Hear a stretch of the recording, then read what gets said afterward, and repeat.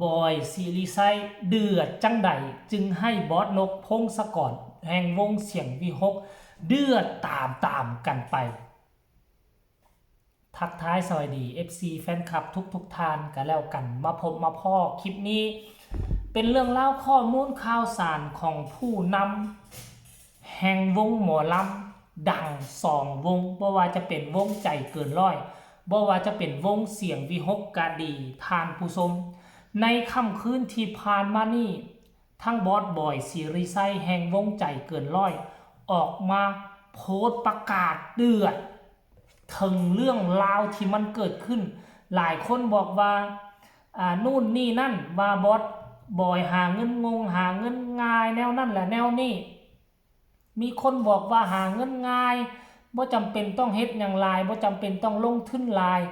นู่นนี่นั่นแหละท่านผู้ชมจนเฮ็ดให้บอสบอยซีรีไซออกมาโพสต์แล้วบอสนกพงศกรก็เอามาแชร์แล้วกับโพสต์เขียนต่อในทำนองเรื่องเดียวกันท่านผู้ชมเดี๋ยวค่อยจะพาทุกคนไปอ่านกันแล้วกันบอสบอยแล้วออกมาโพสต์เคลื่อนไหวว่าจังใดจึงถูกอกถูกใจบอสนกพงศกรขนาดนี้ขออภัยเป็นวัด กินน้ำก่อน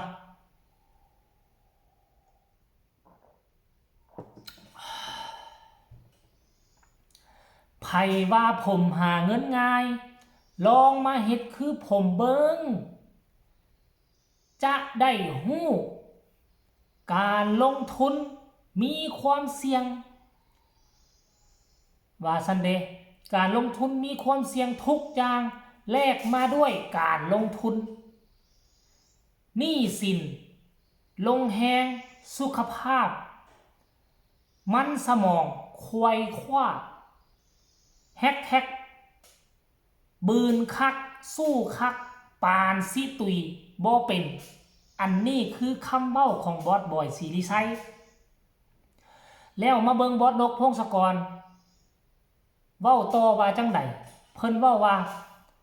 บ่เคยทำบ่มีทางเข้าใจคิดแต่ว่าเฮาหาได้ง่ายๆเฮามีเงินล้านภาระหนี้สินกองโจ้โก้อยู่สินั่งหายใจทิ่มไปวันๆรอวาสนาไปวันๆสั้นตี้รอเงินหล่นทับมันบ่มีเด้นี่คือความคิดของ2 บอสใหญ่แห่งวงหมอลำ2 วงกำลังหมายถึงไผจักคนหนึ่งหลายคนก็อาจจะบอกว่าโอ้ยบอยซีรีไซหาเงินมาง่ายเป็นคนที่มีบุญวาสนาเป็นคนที่มีต้นทุนสูงโน่นนี่นั่นความหมายของบอสบอยซีรีไซกับบอสนกพงศกรว่ากลัวที่เขาจะมาถึงจุดนี้มันบ่แม่นของง่ายตั้งวงมาใหม่ๆมีทั้งคำดูถูกมีทั้งคำดูแค้นมีทั้งหนี้ก้อนโตยิบยืมผู้นั่นมายิบยืมผู้นี่มามีทั้งประเด็นดราม่าจ่ายค่าลูกน้องซ่าแหละจ่ายเงินเดือนให้ลูกน้องบ่ทันแหละเพราะเงินก็ขาดเคินตอนเฮ็ดวงใหม่สมัยนั้นบ่มีคนฮู้บ่มีคนสนใจเพราะหยังเพราะโลกโซเชียลมันยังบ่ทันบูมคือทุกมื้อนี้เทื่อเฮาอยู่ทุกมื้อนี้เป็นโลกโซเชียลโลกทันสมัยเฮามาเห็นตอนที่เขาประสบผลสำเร็จตอนที่เขามีงานมีการมีเงินเฮาก็คิดว่ามีง่ายพอปีนึงนี่เกือบ300กว่างานโอ้ยมันก็ง่ายแล้วเงินน่ะไปหาปุ๊บเขาก็โอนให้ไปหาปุ๊บเขาก็จ่ายให้มันก็ได้เงินล้านแล้วปีนึงบ่จักกี่10 ล้านแล้วแม่นแต่พวกเจ้าบ่คิดตอนที่เขาตั้งต้นใหม่ตอนที่เขาเริ่มต้นใหม่มันเป็นแนวใด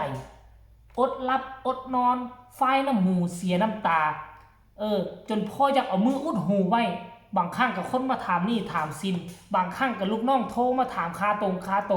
จ่ายทันบ่ทันอันนี้ย้อนหลังไปตั้งแต่ตอนตั้งวงใหม่นะ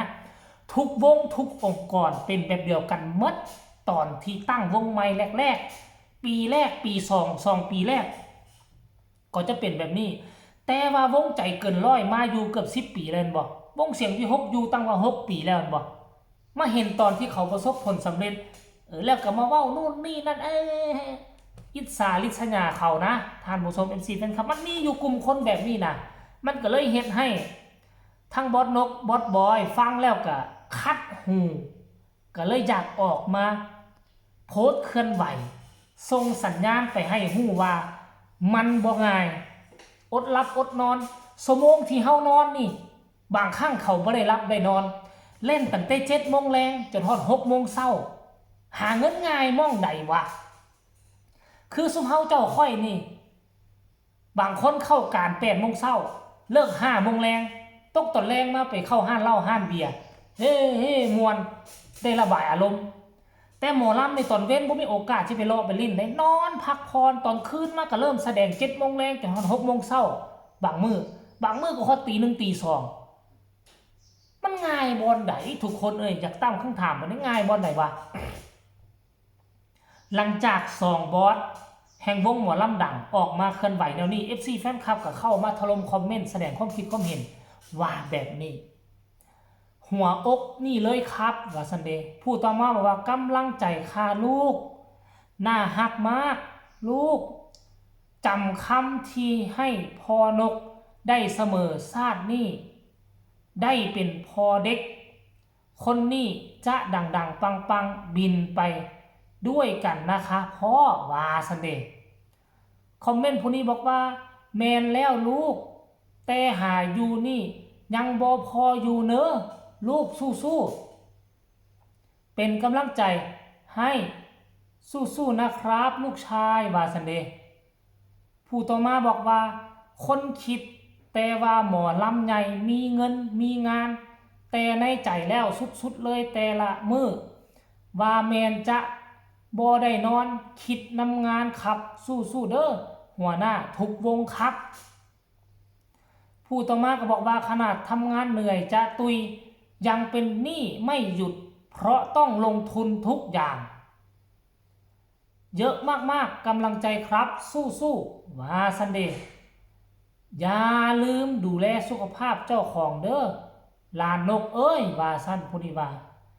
อีหลีครับบ่เฮ็ดบ่หามันสิมีตี้เนี่ยแม่นจ้าขนาดหาอยู่ทุกมื้อยังบ่ใส่จ่ายจ้าว่าซั่นยังบ่มีใส่จ่ายถูกต้องค่ะเป็นกำลังใจให้ค่ะบอสค่ะว่าซั่นเด้อันนี้คือคำคิดคำเห็นของซองFC แฟนคลับบ่ว่าจะเป็น FC บอยศิริไซ FC นกพงศกรต่างก็เห็นอกเห็นใจและเข้าใจความหมายของ2 บอสที่ออกมาโพสต์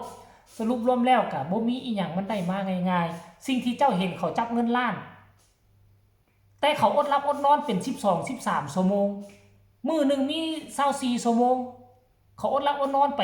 ครึ่งมื้อมันหนักกว่าพวกเฮา2-3 เท่าเขาจึงได้จับเงินล้านเพราะฉะนั้นค่อยเข้าใจดีขอฝากคลิปนี้ไว้นำอ้อมอกอ้อมใจเนาะของใจเกินร้อยแล้วก็เสียงวิหกนกพงศกรมีคำคิดคำเห็นแนวใดส่งข่าวมาได้พอกันใหม่ในคลิปหน้าลาทานผู้ชมไปก่อนสบายดี